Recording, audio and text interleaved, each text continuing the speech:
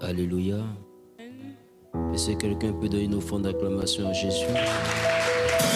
Aimé. Et jusqu'ici, Dieu t'a secouru. Jusqu'ici, il a été bon pour toi. Est-ce que tu peux acclamer Jésus-Christ?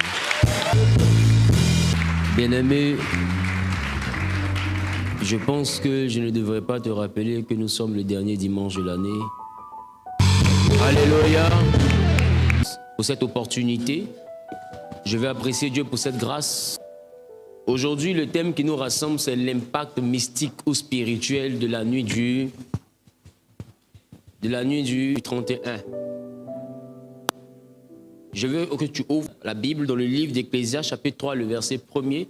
Cependant, je veux te faire comprendre que cet enseignement ne s'adapte pas seulement qu'à la nuit du 31.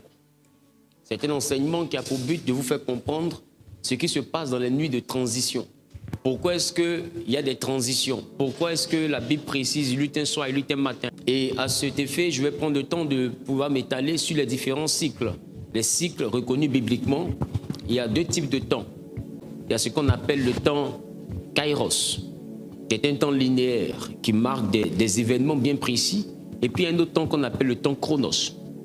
Chronos en grec parle de temps, ce qui veut dire aussi ce qui est cyclique, c'est-à-dire le chrono. Vous voyez? Et lorsqu'on parle de chronos, on parle de ce qui tourne comme une boucle. Amen. Donc ça part d'un point A, ça tourne et ça revient vers le point A, directement chronos. Donc ça quitte ici, ça tourne et ça revient au point de départ. Amen. C'est pourquoi si vous voyez le chrono fonctionne comme ça, parce que c'est ça, chronos. Alléluia. Que nous dit Ecclésiaste? Il y a un temps où on va dire à Dieu, je veux de l'intelligence, je veux de la sagesse, pour bien gérer ton peuple, ce peuple si nombreux que tu m'as confié.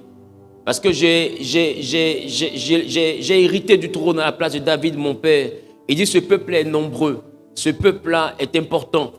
Alors, je suis déjà reconnaissant, tu as été bienveillant envers mon père, David. Moi, ce que je te demande, tu puisses m'accorder la sagesse. Et la Bible dit qu'il ne la demande plus à l'Éternel. Et l'Éternel décida donc d'accorder la sagesse à Salomon. Il lui dit en plus de la sagesse, je te donne la richesse et la gloire, de sorte à ce qu'après toi, il n'y ait aucun roi qui soit semblable à toi, ni durant ton règne, ni après ton règne. Je veux dire à quelqu'un aujourd'hui, ce Salomon-là, il avait donc une sagesse qui n'était pas humaine, directement une sagesse qui n'était pas humaine. Salomon avait une sagesse qui surpassait toute sagesse. La Bible même dit que d'autres même se plaisaient à se déplacer, venir simplement écouter sa sagesse. Des rois venaient écouter la sagesse de Salomon. Et quand Salomon prononçait un jugement, ce jugement-là était une masterclass. C'est-à-dire les autres rois s'en inspiraient. Et à cet effet, il y a cette histoire de deux femmes qui ont eu deux enfants. La Bible dit qu'elles ont accouché dans la même période. Et la Bible dit que, parce qu'elle s'était couchée sur l'enfant, elle a étouffé l'enfant. Et lui, elle prend son enfant qui est mort et le met auprès de l'autre qui a l'enfant vivant. Et elle prend l'enfant vivant, elle le met auprès d'elle. Le matin, la dame regarde bien l'enfant, elle voit qu'il y a un problème. Donc ils sont en train de se battre pour c'est ton enfant qui est mort et c'est mon enfant qui est vivant. Et la Bible dit qu'ils vont aller voir Salomon pour dire à Salomon, qu'est-ce que tu dis de cette histoire? Et la Bible dit, il va regarder avec la sagesse de Dieu, il va dire, dans ce cas, envoyez-moi une épée. Et il prend l'épée et il dit, attrapez l'enfant, je le divise en deux, je donne la moitié à chaque maman. Et la Bible dit que lorsqu'il a dit cela, il y a une qui a dit, ok, prends l'épée, tranche l'enfant et puis on prend chacune la moitié. Et puis il y a une qui a dit, non, je préfère qu'il reste vivant. Qu'elle garde l'enfant. Si ce n'est pas mon enfant, ce n'est pas grave. Mais que l'enfant reste vivant. Et la Bible dit quand Salomon a regardé ça, il a dit simplement, c'est celle qui refuse qu'on tue l'enfant. C'est elle qui est la véritable mère. Et tout le monde a été frappé par la sagesse de Salomon. Il y a un temps pour toutes choses.